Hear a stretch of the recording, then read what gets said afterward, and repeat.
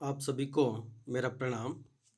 दोस्तों, आज हम 10वीं कक्षा से संबंधित कुछ जानकारियाँ हासिल करेंगे। तो चलिए देखते हैं। बच्चों, वीडियो शुरू करने से पहले आप सबसे विनती है कि हमारे यूट्यूब चैनल सुज्ञानवाणी SN TV सुज्ञानवाणी इसे ज़रूर सब्सक्राइब करें और वीडियो लाइक करो और शेयर करो। ಎಲ್ಲ ಮಕ್ಕಳು ಹಾಗೂ ನಮ್ಮ ಸ್ನೇಹಿತರು ನಮ್ಮ ಯೂಟ್ಯೂಬ್ ಚಾನಲ್ ಸುಜ್ಞಾನವಾಣಿ SN TV ಸುಜ್ಞಾನವಾಣಿ ನಮ್ಮ ಚಾನಲನ್ನು ಸಬ್ಸ್ಕ್ರೈಬ್ ಮಾಡಿ, ಹಾಗೆ ವಿಡಿಯೋನ ಲೈಕ್ ಮಾಡಿ ಮತ್ತು ಶೇರ್ ಕೂಡ ಮಾಡಿ. 10ನೇ ತರಗತಿ ಹಿಂದಿ ಗದ್ಯಪಾಠ ರೋಬೋಟ್.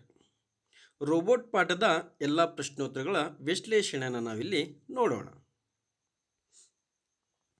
10वीं कक्षा हिंदी गद्यपाठ रोबोट. रोबोट पाठ से संबंधित सभी प्रश्नोत्तर विश्लेषण करेंगे. तो चलिए देखते हैं. मुख्य प्रश्न पहला है, एक वाक्य में उत्तर लिखिए. पहला प्रश्न है, वर्षों से सक्सेना के परिवार में कौन काम कर रहा था? तो उत्तर है, वर्षों से सक्सेना परिवार में साधोराम काम कर रहा था. तो अगला प्रश्न है, धीरज सक्सेना किस कार्यालय में जा पहुंचे? उत्तर है, धीरज सक्सेना रोबोटोनिक्स कॉर्पोरेशन कार्यालय में जा पहुंचे. तो अगला प्रश्न है, ಮುಂದಿನ ಪ್ರಶ್ನೆಯನ್ನು ನೋಡೋಣ. एक रोबोट वैक्यूम क्लीनर से क्या साफ कर रहा था? एक रोबोट वैक्यूम क्लीनर से दफ्तर के फर्श को साफ कर रहा था. तो अगला प्रश्न है, रोबोनिल की मुलाकात किससे हुई? रोबोनिल की मुलाकात रोबोद्वीप से हुई. अगला प्रश्न है, शर्मा परिवार के कुत्ते का नाम लिखिए. शर्मा परिवार के कुत्ते का नाम है जबरू. अगला प्रश्न है, रोबोनिल और रोबोद्वीप किससे मिलने गए?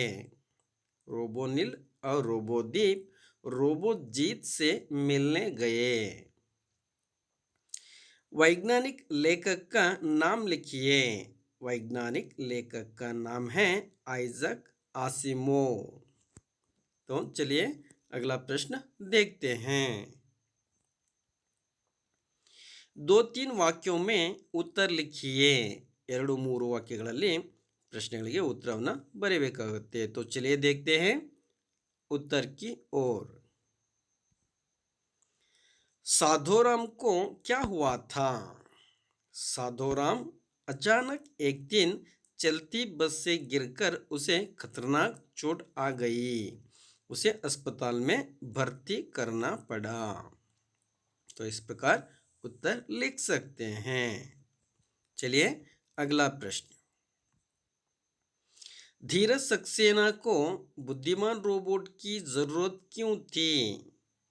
उत्तर है, धीरज सक्सेना को बुद्धिमान रोबोट की जरूरत इसलिए थी कि उनके नाती पोतों का होमवर्क कराने के लिए और वर्ड प्रोसेसर पर उनके काम संभालने के लिए.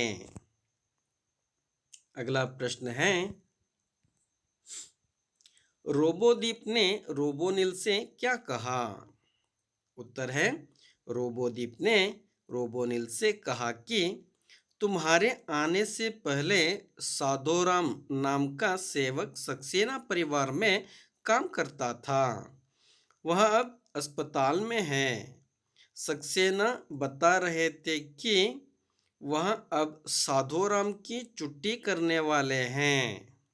इस प्रकार उत्तर लिख सकते हैं. तो अगला प्रश्न है, रोबोनिल ने रोबोजीत को क्या समझाने की कोशिश की?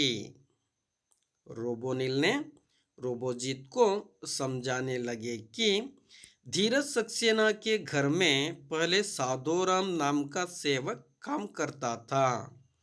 वह अब अस्पताल में है.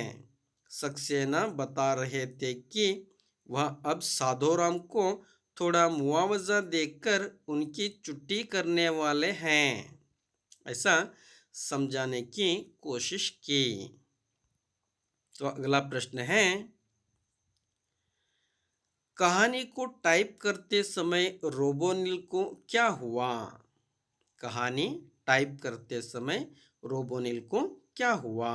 तो उत्तर है, कहानी को टाइप करते समय रोबोनिल की धात्विक और तारों भरे परिपंथ वाली खोपड़ी में यकायक मानो नीली रोशनी हो गई। इस प्रकार उत्तर लिखना है। तो अगला प्रश्न है, 5-6 ವಾಕ್यों में उत्तर लिखिए। 5-6 ವಾಕ್ಯಗಳಲ್ಲಿ ಉತ್ತರವನ್ನು ಬರೆಯಬೇಕಾಗುತ್ತೆ। तो प्रश्न देखते हैं। धीरज सक्सेना ने घरेलू कामकाज के लिए रोबोट रखने का निर्णय क्यों लिया? धीरज सक्सेना ने घरेलू कामकाज के लिए रोबोट रखने का निर्णय क्यों लिया? उत्तर है, सक्सेना के परिवार बड़ा था। सक्सेना परिवार के लोग पूरी तरह साधोराम के काम पर निर्भर थे। वह अब नहीं रहा था। घरेलू कामकाज करने के लिए उनको सेवक का जरूरत था। इस कारण सक्सेना रोबोट को कामकाज के लिए रखने का निर्णय लिया। इस प्रकार उत्तर लिखते हैं। तो अगला प्रश्न है, रोबोनिल और रोबोदीप की मुलाकात का वर्णन कीजिए। इन दोनों की मुलाकात के बारे में वर्णन करके लिखना है। तो चलिए देखते हैं उत्तर। रोबोनिल रोज शाम को शेरू को टहलाने के लिए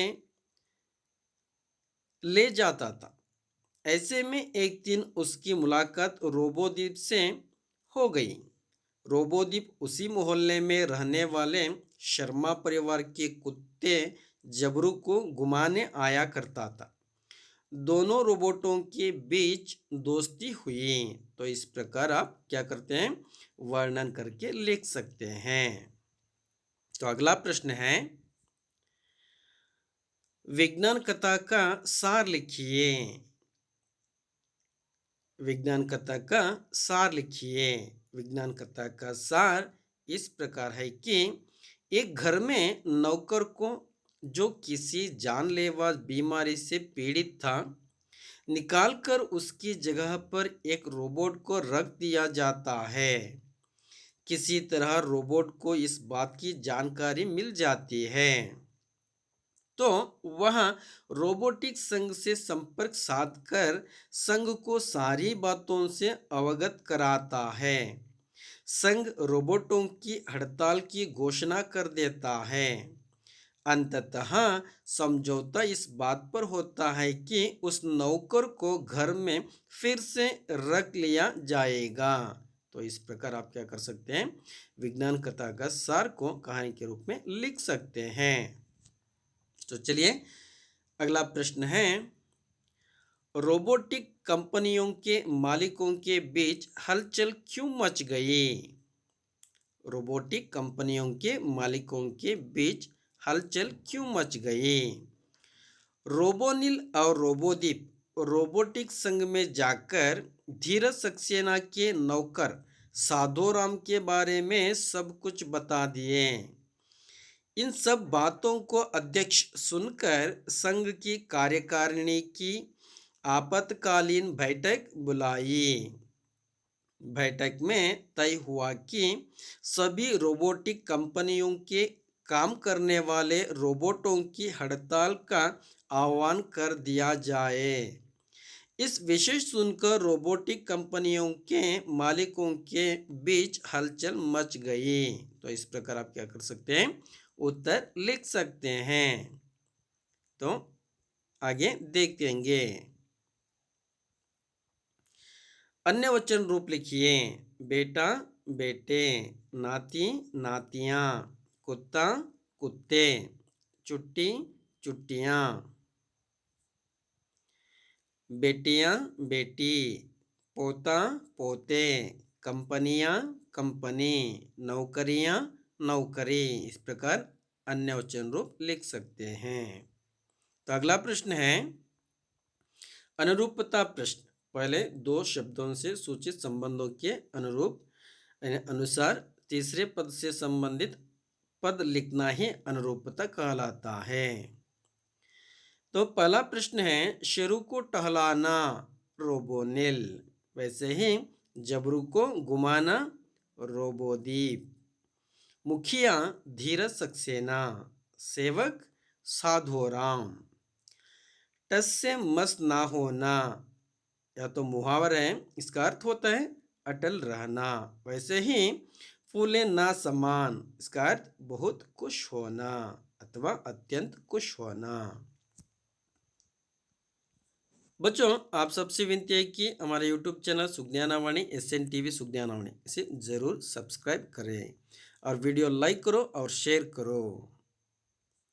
आप सभी को धन्यवाद।